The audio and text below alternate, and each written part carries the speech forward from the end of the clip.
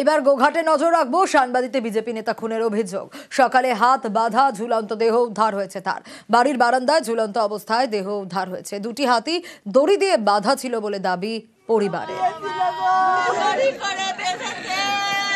আরো একবার জানাবো আপনাদের, গোঘাটের সাংবাদিক ঘটনা, বিজেপি নেতা খুনের অভিযোগ। সকালে হাত বাঁধা ঝুলন্ত দেহ উদ্ধার হয়েছে তার। বাড়ির বারান্দায় ঝুলন্ত অবস্থায় দেহ উদ্ধার। দুটি হাতই দড়ি দিয়ে বাঁধা ছিল বলে পরিবারের দাবি।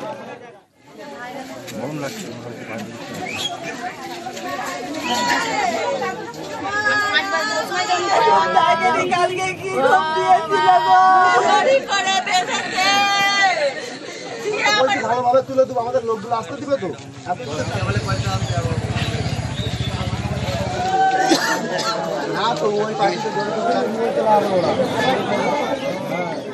যে ছবি আপনাদের দেখাচ্ছি, কিন্তু কি কারণে এই খুন, কেন এই খুন, কিভাবে এই ঘটনা ঘটলো, খুন নাকি অন্য কিছু, ইতিমধ্যে কি আপডেট উঠে আসছে জানাবো আপনাদের। বাড়ির বারান্দাতেই ঝুলন্ত অবস্থায় দেহ উদ্ধার হয়েছে।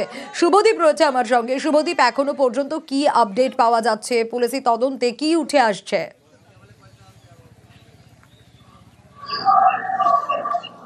দেখো, পুলিশ এই ঘটনার ইতিমধ্যেই গোঘাট থানার পুলিশ ঘটনা তদন্ত শুরু করেছে। পরিবারের লোকের যেটা অভিযোগ যে পরিকল্পনা মাফিক তাকে খুন করা হয়েছে। যদিও কি কারণ এখনো কিন্তু সেই কারণটা কিন্তু এখনো স্পষ্ট করে কেউই বলতে পারছেন না, না পরিবারের লোক বলতে পারছেন, না বিজেপি যে নেতৃত্ব রয়েছে তারা বলতে পারছেন। ইতিমধ্যেই জেলা নেতৃত্ব মৃত বিজেপি কর্মী বাকিবুল্লাহ শেখের বাড়িতে গেছেন এবং তিনি সক্রিয় নেতা ছিলেন ওই এলাকার।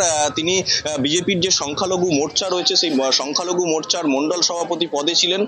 পরিবারের লোক যেটা জানিয়েছেন যে গতকাল গভীর রাতে তিনি বাড়ি ফেরেন এবং খাওয়া দাওয়ার পর শুয়ে পড়েছিলেন। তারপর তারা কিছু জানেন না। এদিন সকালে দেখা যায় যে বাড়ির বারান্দায় ঝুলন্ত অবস্থায় তার দেহ ঝুলছে এবং ঝুলন্ত অবস্থায় যখন তার দেহ উদ্ধার হয় তার হাত দুটি কিন্তু শক্ত করে দড়ি দিয়ে বাঁধা ছিল। সেই কারণেই তারা দাবি করছেন যে পরিকল্পনা মাফিক ওই বিজেপি নেতাকে খুন করা হয়েছে। তবে প্রথমে যখন গোঘাট থানার পুলিশ ওই দেহ তুলতে যায় তখন কিন্তু স্থানীয় মানুষ এবং পরিবারের লোক পুলিশকে দেহ তুলতে বাধা দেন এবং তারা দাবি করেন যে বিজেপির উচ্চ নেতৃত্ব ঘটনাস্থলে এলেই তবে কিন্তু দেহ নিয়ে যাওয়া হবে। এরপর বিজেপির বিজেপির আরামবাগ সাংগঠনিক জেলা সভাপতি সুশান্ত বেরা, পুরসুরার বিজেপি বিধায়ক বিমান ঘোষ সহ উচ্চ নেতৃত্ব সেখানে পৌঁছলে তারপর পুলিশ দেহ এই মুহূর্তে ময়না তদন্তের জন্য আরামবাগ মেডিকেল কলেজ হাসপাতালে পাঠিয়েছে। পুলিশ কানে হেডফোন নিয়ে আমি 20 বার বলছি তুমি ঘুমাও না, তুমি ঘুমাও না, বলছে তুমি আগে ঘুমিয়ে যাও না, তারপরে আমি শুবো। আমার কখন চোখ লেগে গেছে আমি জানি। উনি কি তারপরে বাইরে গিয়েছিলেন?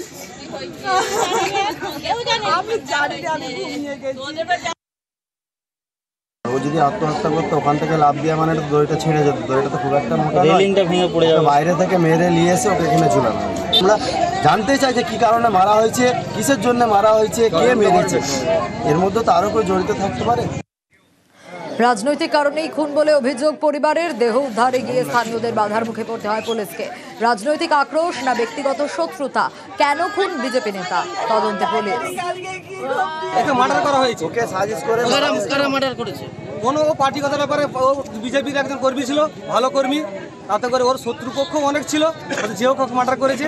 দেহ উদ্ধার বিজেপি নেতা শেখ বাকিবুল্লাহর। নিহত গোঘাট বিজেপির সংখ্যালঘু মোর্চার মন্ডল প্রেসিডেন্ট। দোষীদের শাস্তির দাবি সরব বিজেপি জেলা নেতৃত্ব। আমি চাইছি যে দুষ্কৃতীরা করেছে সেই দুষ্কৃতীর উপযুক্ত শাস্তি হোক। এটা একদম মারাত্মক ঘটনা ঘটিয়েছে, যে ঘটনার কোনো আর মাপ নেই। তারা শাস্তি পাবেই, অবশ্যই শাস্তি পাবে।